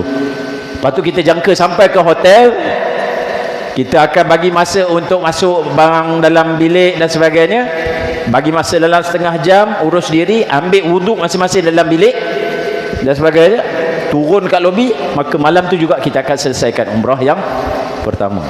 Melainkan mereka yang memang dalam keadaan boleh ditangguhkan, demam dan sebagainya, sebenarnya tak jadi masalah. Tapi kita sebagai mutawif bertanggungjawab, takut ada pantang larang yang memungkinkan kita buat dalam tempoh kita rehat, istirahat dan sebagainya.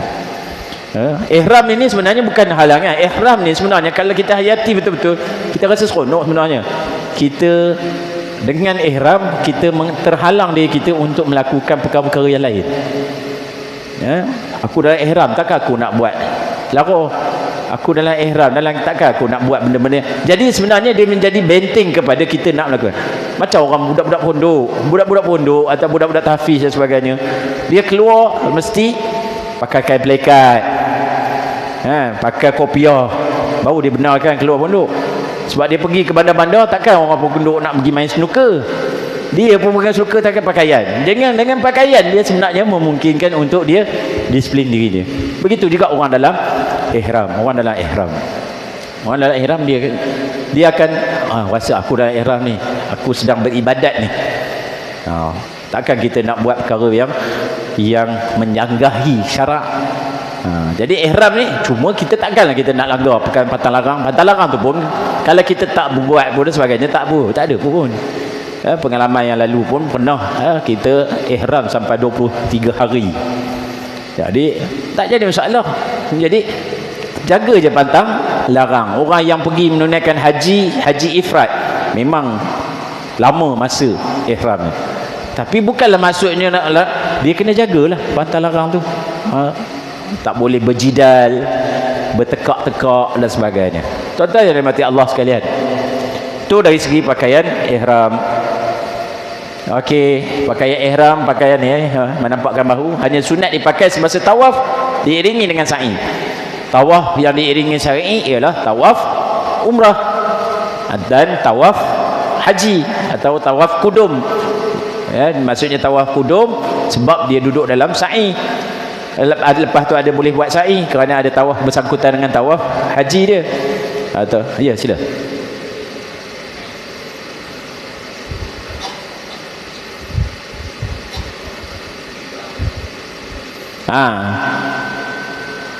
Okey, ada setengah orang yang selesa dia gulung dulu baru letak tali pinggang. Tak jadi masalah, boleh. Itu kepelbagaian. Bukan maksud apa yang saya tunjuk itulah mutlak tuan-tuan kena buat. Kalau tuan-tuan rasa selesa gulung dulu baru letak tali pinggang pun tak jadi masalah. Tapi kadang-kadang hati-hati, letak tali pinggang selepas gulung kita kena selit di belakang. Kalau tak, lucut tali pinggang ke atas, kain ke bawah. Itu banyak berlaku kan. Jadi itu pasal saya tadi, kaedah tadi dia pegang tali pinggang tu dengan kain, dia dah pegang, dia tak boleh nak turun. Tapi kalau kita gulung dulu, kalau kita siap ni gulung baru kita ikat tali pinggang, pastikan selit belakang tu mesti selit juga dengan kain agar tali pinggang tu tak naik. Kain lucut, kain yang lucut. Okey, ya, sila.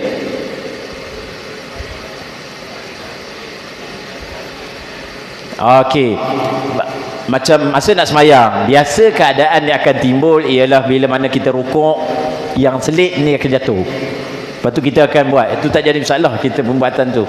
Cuma bagaimana kita nak? Ada setengah orang kata pakai penyepit, pakailah sepit. Boleh, tak jadi masalah, sebab jepit bukanlah pakaian, dia sekadar aksesori dan sebagainya.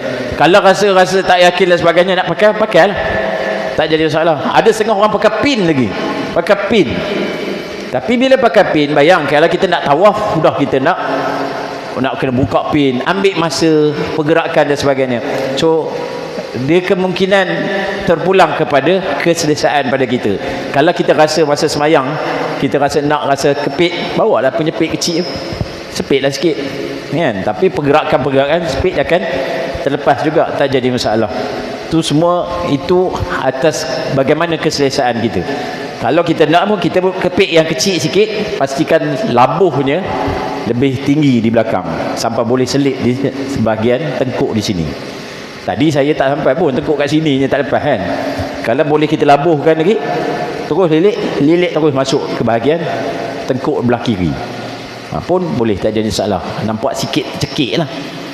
Tapi tak jadi masalah, tak adalah dia jatuh dan sebagainya. Ya. Ya. Okey.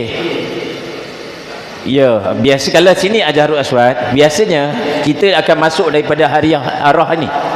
Ni arah ni. Kalau itu Hajarul Aswad, itu Hajarul Aswad, kita akan masuk arah ni. Baru kita nak turun aja kawasan dataran, di atas tu kita dah mula suruh beritibak.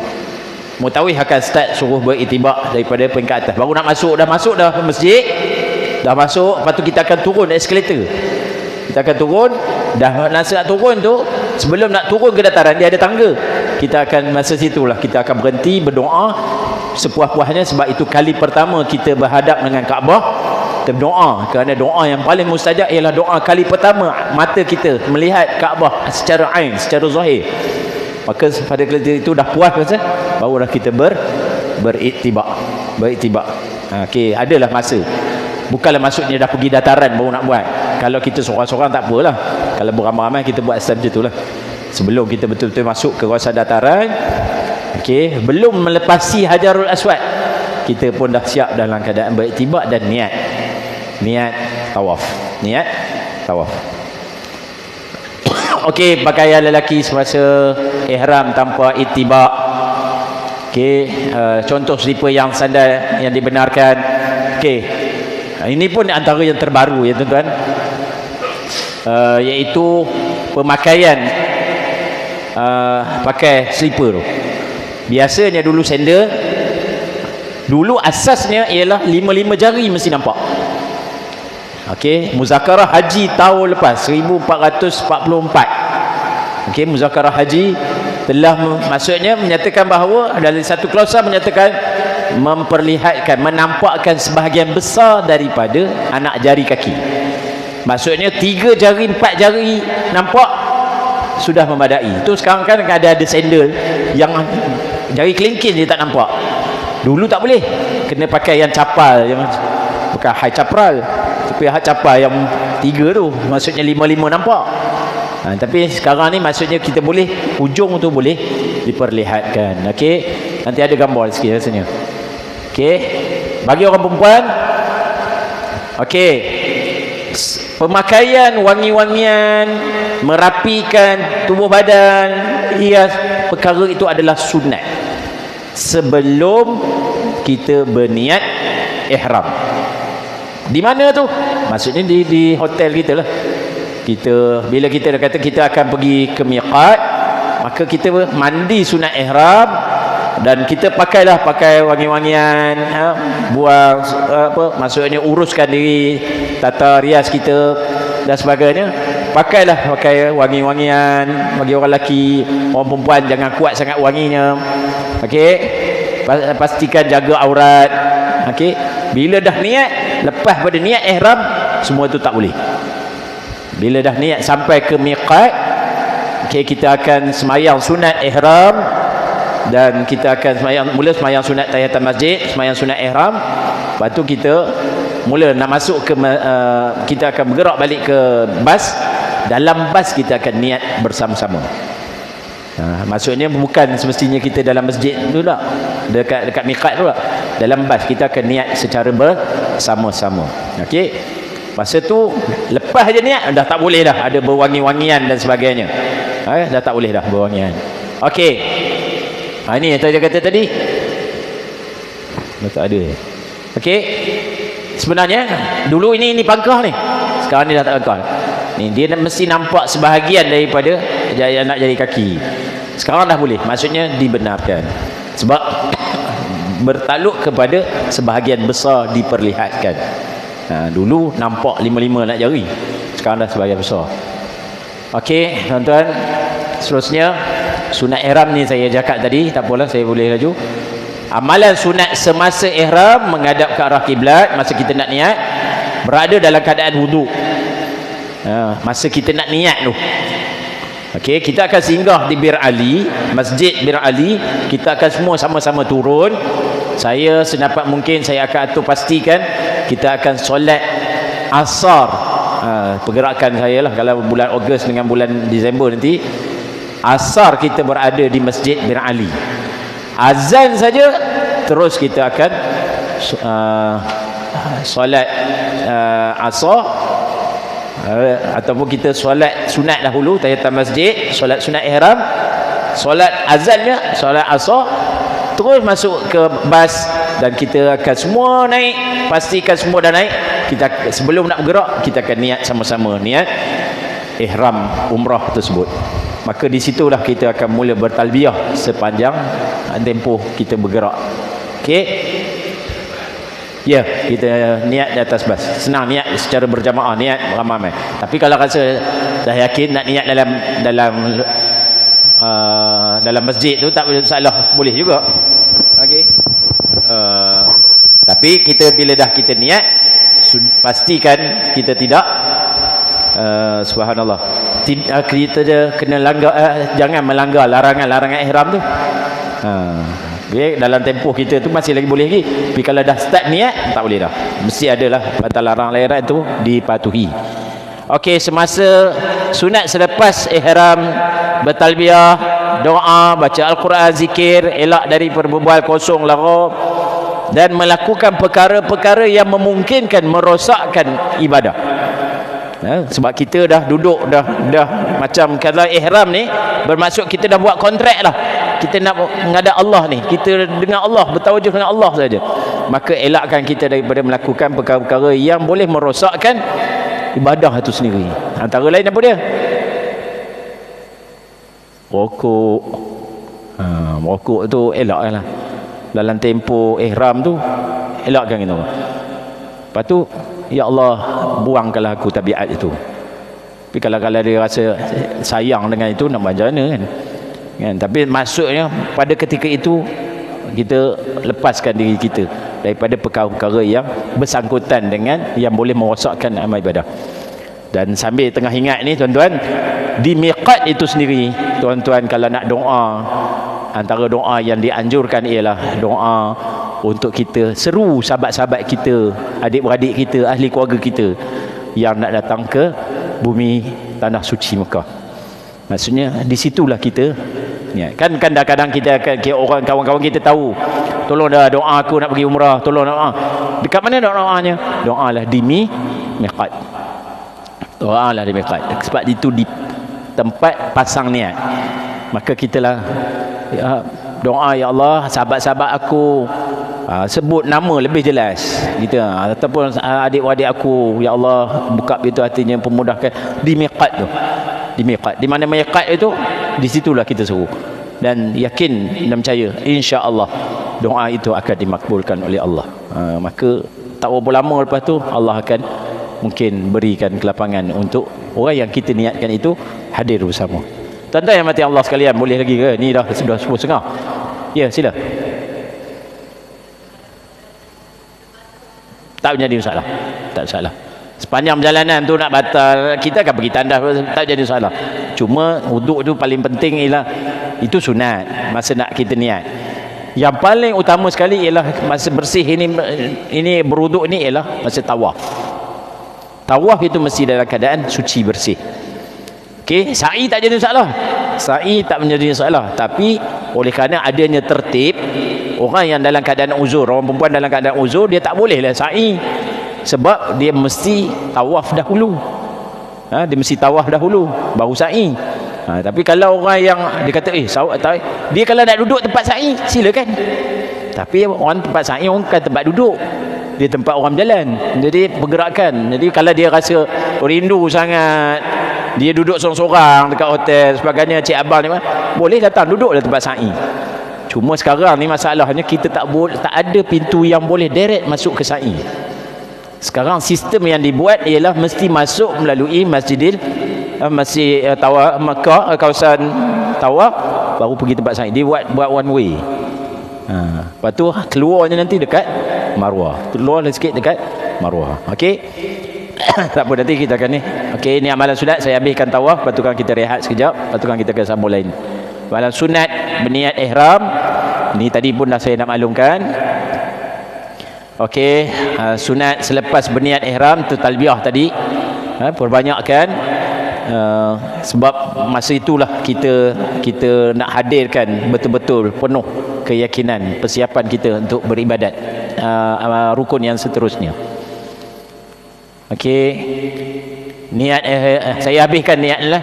Okey, niat umrah atau niat ihram umrah ni, sahaja aku melakukan umrah kerana Allah, sahaja aku ihram umrah dan ihram dengannya kerana Allah Ta'ala. Itu dari segi, kalau dari segi lafaznya, nawaitul umrah wa ihramtu biha wa ahramtu biha lillahi ta'ala.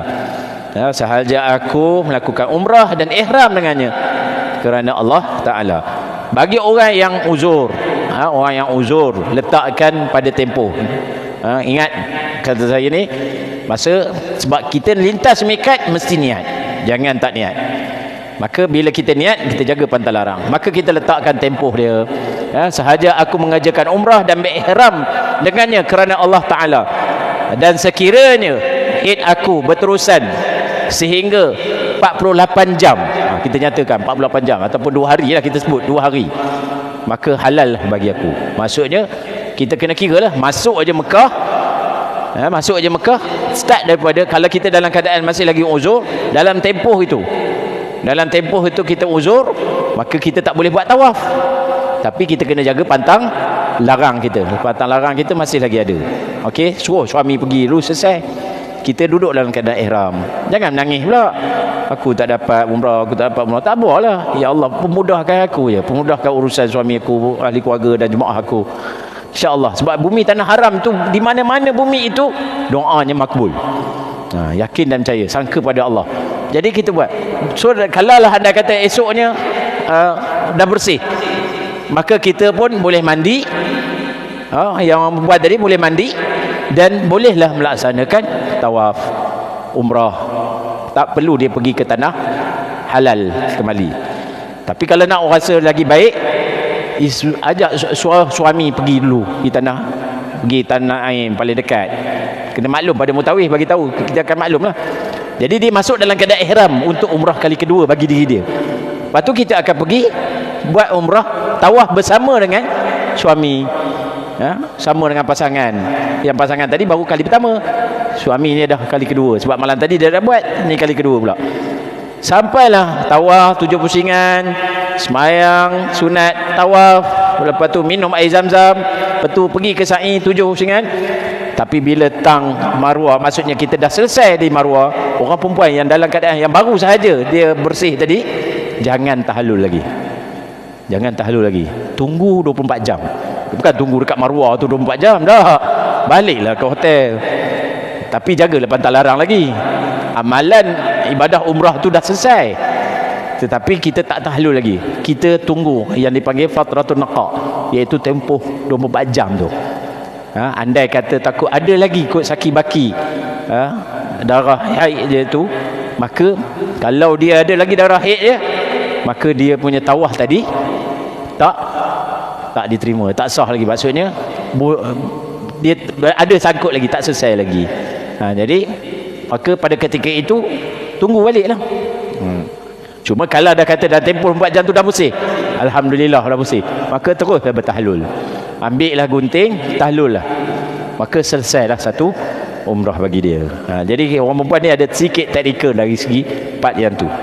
Okey, itu dari segi perkara tu, dalam part tu. Kalau tak, cukup tunggu lah, kata tadi 48 jam kita dah selesai, tapi masih lagi darah haid ada, tunggu 24 jam, dah 2 hari lah, maka masa tu kita halal, kerana kita niat tadi bersangkutan tentang 2 hari ataupun 48 jam. Maka kalau kita nak buat umrah seterusnya, kita kena pergi tanah halal balik. Kita akan ikut balik lah jemaah, masuk balik, pakai ihram, lepas mandi tu pergi balik, masuk buat umrah yang pertama. Okey, boleh jelas tuan-tuan puan-puan? Okey, tak apa, nanti kalau ada apa-apa pun masalah, PM kepada mutawif tu, maklum, tak jadi masalah. Jangan kita rasa ada, tak, kerana ibadah kena buat dengan betul dan yakin. Jangan kita rasa, tuan-tuan, saya banyak bertemu dengan kes-kes begini. Kes-kes ini hampir setiap kali bawa jemaah tu mesti ada yang dah 6 tahun berhenti dah haid, tapi bila nak malam nak pergi Mekah baru mula balik. Terkejut dia. Bukan beruk aja terkejut, biawak beruk terkejut, kan? Terkejut biawak dia, kan? Tapi dalam ketika tu, itu pilihan Allah. Allah sayangkan dengan ujian itu, Allah tingkatkan kesabaran darjat dia sebagainya. Macam-macam tuan-tuan. Ada yang tak dapat, ada yang sampai sudah tak selesai dan sebagainya. Ingat tuan-tuan, bila niat yang betul, orang lain buat, pahala dapat juga kat kita. Jangan pula kita pula petikaikan Allah, ngampun ya Allah, ya Allah aku nak, udah kita pula mempetikaikan hak milik Allah. Padahal kalau kita sabar, kita berada dalam jamaah, kawan-kawan jamaah kita buat semua selesai, kita ni tak selesai kerana Allah uji gitu, Allah bagi pahala kita sebagaimana orang lain buat, dapat kat dia juga. Tu yakin, ini kerja Allah. Apa sangat pahala, sebesar mana pahala Allah rasa rugi nak bagi pada hamba-Nya. Dah seluas bumi alam ni, kalau Allah nak bagi pahala pada kita, pada orang yang nak buat tu, tak jadi masalah. Jadi kita tak ada apa, jadi ni dok bersangkut. Mutawif dia akan sikit, ustaz mengapa ni, ustaz mengapa ni, saya ni dosa apa ni ustaz? Manalah kita tahu dosa dia, kan? Dia tanya macam tu, dia push dia macam tu dan sebagainya, kan? Kita bagi sabar, bagi pandangan. Tu yang penting dalam amal. InsyaAllah kalau kesabarannya ada, kawan-kawan dalam jemaah dia buat umrah, niat, dan dia pula doa, kita doa sesama dan sebagainya, dia pun dapat pahala sama. Tak perlu dia nak tawaf, dia pun dah dapat pahala. Jangan saja-saja pula itu, tak payah tak, nanti kawan demo pun pahala dapat kat aku juga. Tak ada lah, janganlah begitu, kan? Itu dalam konteks itu. Okey, ni niat miqat. Okey, ni miqat yang kita, dan yang merah tu kita akan pergi insya-Allah. Zul Hulaifah bin Ali, Ja'ranah, Tanaim, Hudaybiyah. Tanaim ni tidak pergi secara bersama, tapi kalau nak pergi Selain daripada itu, kita akan ajar untuk kita boleh pergi. Start naik ni, naik teksi 50 rial. Satu teksi. Pergi balik 50 rial. Jadi kalau 5 orang, 4 orang, 10 rial lah seorang. Ya, okey, tak ada masalah. Dekat je. Okey, Hudaybiyah 30 ke 40 km, Jiranah pun 30 km. Tapi lain penjuru yang berbeza. Okey, Bir Ali ni jauh. Bir Ali ni sekitar 400 km. 400 km. Itu yang kita datang daripada arah Madinah. Yang lain tu tak ada pula. Maksudnya kalau kita terus masuk Mekah, ya, daripada sini memang Qadum Manazil lah. Qadum Manazil ni tak jauh dengan Taif. Taif tu. Okey. Tuan-tuan yang mati Allah sekalian. Okey, ini larangan-larangan. Saya tak nak nakutkan tentang larangan. Kita buat apa yang kita laksanakan. Cuma kalau ada tabiat-tabiat yang biasa rutin kadang kita terbuat, itu yang kita minta elindung. Okey, cabut bulu hidung. Rajin no, biasa tabiat cabut bulu hidung kan. Bila dalam ihram janganlah cabut bulu hidung tu. Ya. Tahan-tahan lah sikit. Kalau dah tabiat dia itu buat. Jadi ingat, satu bulu yang kita cabut, satu cupak. Maksudnya kita kena bayar dalam nilai satu cupak bagi kepada orang Mekah. Kalau 2 bulu hidung tarik, 2 cupak. Tapi dia punya sifir dia tak macam sifir matematik. Kalau 3 bulu hidung, seekor kambing. Ataupun 6 cupak. 60 rial lah. Kira 2 cupak. Kira dalam konteks, dalam dia ada pilihan. Takhir, ada pilihan. Okey, kalau kita tak boleh nak buat yang pertama, boleh buat yang kedua. Boleh yang ketiga, buat yang ketiga. Okey, jangan risaulah. Perkara yang lain tu tak adalah rasa siapa yang lain tu. Orang perempuan jangan tutup tangan dan sebagainya. Itu biasalah. Okey, tutup muka dalam ihram, tidak boleh tutup muka bagi orang perempuan. Orang lelaki boleh lagi pekup lagi sebagainya. Orang perempuan tak boleh. Dia mesti menampakkan muka dan tapak tangan dia. Okey. Melainkan kalau dia keperluan kerajaan pada ketika itu masuk Masjid Haram pada satu ketika tu kan, mesti pakai mask. Kalau kewajipan itu ditertaklukkan daripada uli amri, maka tak kena dam. Kita buat tak berdosa dan tak kena dam uli amri. Tapi sekarang dah tak boleh, tak apa. Okey, dia bebas. Maka kalau kita nak tutup juga, kita kena bayar dam. Tapi apa kita nak merosakkan ibadah dengan semata-mata kita mampu, aku duit, aku boleh bayar dan sebagainya? Tak. Ibadah buatlah ikut untuk susun yang telah disusunkan oleh syarak. Okey, yang lain-lain tu insya-Allah tak adalah nampak belalang, pijak belalang. Saya pernah satu ketika pergi luar Masjidil Haram tu, sepenuh-penuh belalang, tuan-tuan. Memang kena kiak belalang tu baru kita boleh berjalan. Tahun 2019. Sampai pelik betul. Memang banyak betul belalang. Memang kena kiak. Kalau semayang di luar tu memang berselak belalang. Mana datang tak tahu. Waktu malam. 2-3 malam berlaku macam tu. Bila masuk aja masjid, dalam masjid tak ada. Dalam Masjidil Haram tak ada. Luar Masjidil Haram, kawasan dataran tu penuh. Esok datang burung lah, yang tukang pekerja ni macam-macam lah. Macam-macam. Yang cengkeriknya apa dan sebagainya. Tuan-tuan tak tahu. Masa tu Allah tunjuk. Ada maksudnya. Tapi jangan pula kita dalam keadaan ihram saja.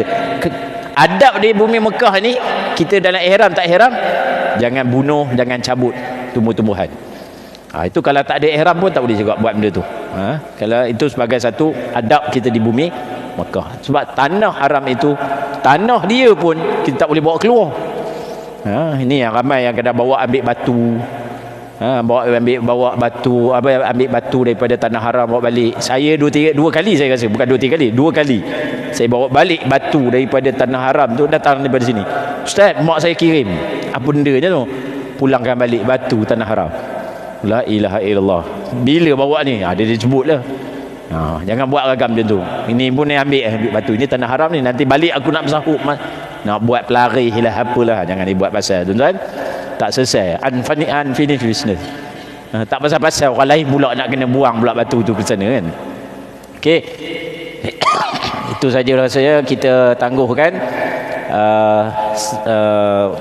ni untuk kita sikit betulkan pinggang urat-urat yang kita ada, kita menjamu selera insya-Allah. Lepas tu nanti kita akan, ya sila.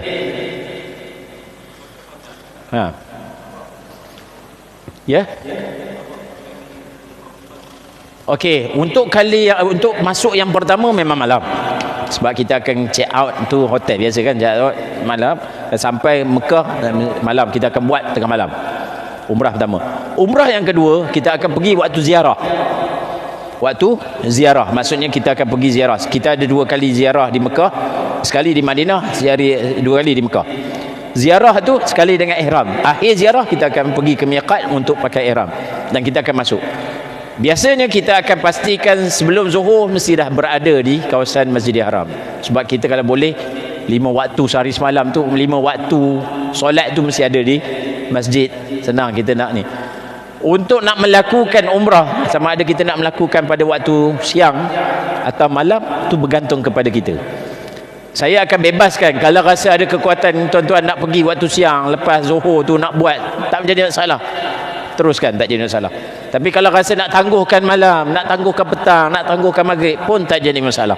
Tapi masing-masing buat diri sendiri lah. Itu pasal saya kata pelaksanaan yang terbaik ialah bila mana kita yakin dengan ilmu, kita boleh buat. Tak ada terikat dengan orang.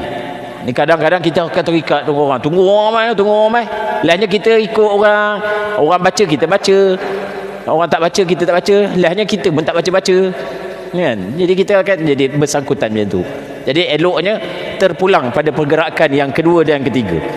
Okey, kalau nak ikut bersama dengan mutawif, ikut tengok mutawif kata bila. Okey, kita akan buat. Okey, tapi ada yang laju, ada yang slow, tu biasalah. Tapi kalau rasa dah tak larat dan sebagainya, kita ada pilihan. Tapi pilihan tu saya tak nak cakap lagi sepatutnya. Naik skuter ke apa ke dan sebagainya. Tu tak payahlah, eloklah. Orang kuat-kuat bila lagi kan.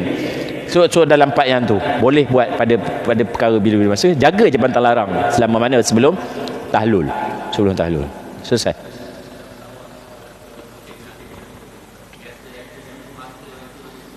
Okey, masanya lama mana?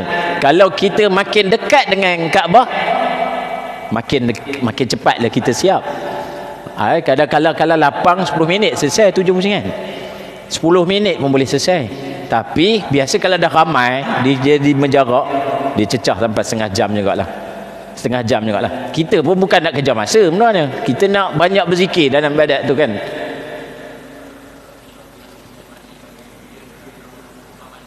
Ya, dia ada sikit.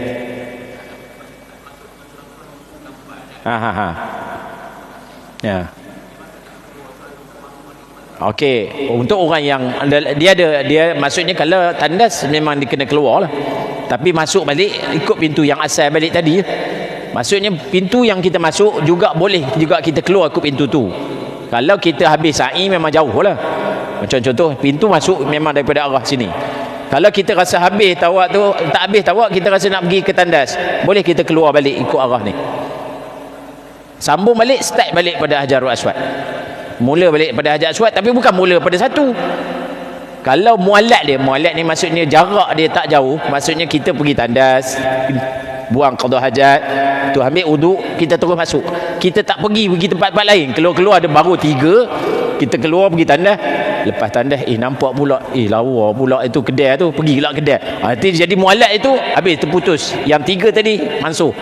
Nak buat balik kena start pada 1. Tapi kalau setakat kita pergi keluar qada hajat, okey, bila kita keluar hajat, bila kita masuk ambil wuduk, kita masuk balik mula pada Hajarul Aswad, start pada pusingan yang kita putus tadi. Kalau 4 lah, start balik 4. 4, 5, 6, 7. Ya.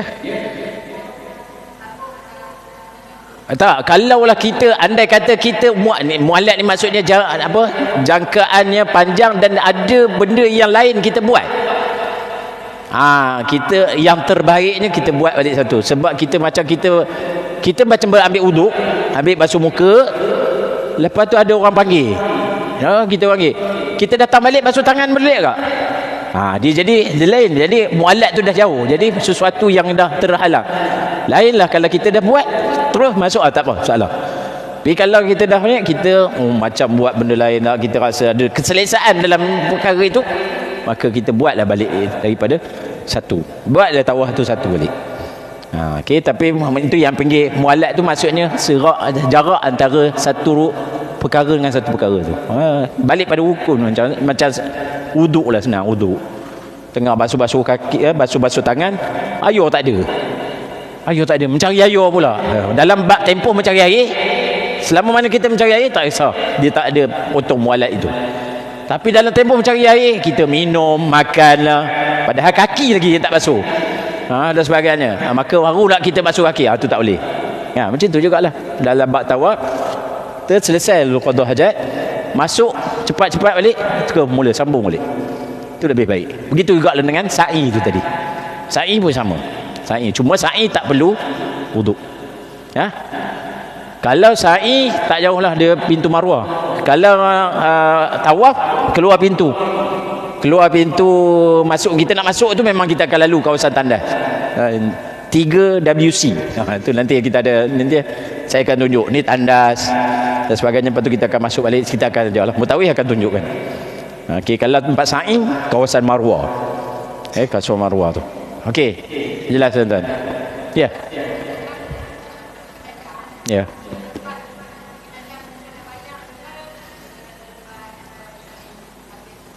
Okey, selesai habis umrah tu pun boleh. Maksudnya selesai ibadah tu, maksudnya kalau kita boleh selesaikan dengan cepat, itu lebih baik. Tapi kalau rasa ada terhalang dan sebagainya, tak jadi masalah. Tapi kita tertakluk pada kita, tak jadi masalah lah. Selama mana kita tak selesaikan dah, dia punya ibadah tu sangkut lah. Macam takkan kita habis-habis tak, adalah kita benda perkara yang sangkutan, mungkin seekor kambing, habis-habis kat Marwah dah terus nak cari kambing, tak perlulah. Maksudnya ada lagi haknya esok ni dan sebagainya, ada tempoh, tak jadi masalah. Okey, tak ada pula sangat. Jadi kita jaga dari segi part yang tu je, insya-Allah. Okey, jelas. Ada lain ada lagi? Sebaiknya Mekah, sebab kita nak jamu orang penduduk Mekah. Tu bab dam-dam ni berkaitnya selesainya di Mekah. Melainkan kalau puasa, ada yang takhiyah tu puasa, maksudnya kita boleh buat di sana dan balik kita sambung, tak jadi masalah. Okey, tapi kalau bab yang dam ke apa pun, kita kena selesaikan di Mekah. Kita selesaikan di sana, insya-Allah. Tapi rasa insya-Allah dalam keadaan kita, pergerakan kita yang sebegitu rupa, kita jaga pantang larang tu, insya-Allah kita tak terhalang daripada untuk. Dan Mutawif pun akan memastikan, kalau boleh mengingatkan, jangan kita melakukan perkara yang larang, yang dilarang itu. Dan biasanya kita tak buat pun, cuma terkadang kita rasa tabiat kita dan sebagainya, insya-Allah. Cuma orang yang kalau ada tabiat gigit jari kuku ni, kan biasa kadang-kadang isap kuku, jari kuku tu putus tu dan sebagainya, tu kenalah. Itu yang lain tak elak kan. Insya-Allah. Okey, itu saja. Okey, sila. Okey, masa tawaf bawa budak anak kecil. Kalau anak itu sudah mumayyiz, yang boleh dengar cakap kita, maksudnya dia jangan dengar, dia boleh taat cakap kita dan dia tahu pelaksanaan rukun itu dengan teraturnya, walaupun umur dia berapa, 8 tahun ni, berapa siapa tu, 7 tahun, dia mampu untuk dia ingat, dia tahu apa dia nak buat, maka dia tawaf bersama kita, tak jadi masalah, dikira bersekali. Tapi kalau kita tak berapa yakin anak kita ini dalam keadaan dia ni kang mamai, biasalah budak kan, apa sebagainya, maka kita buat untuk dia dahulu, ataupun buat untuk diri kita, kali kedua untuk buat dia. Antara waris yang berpakat dengan dia lah, maksudnya mak dia ke atau ayah dia ke, tu pulang. Boleh. Kalau untuk kali pertama tu bawa dia sekali.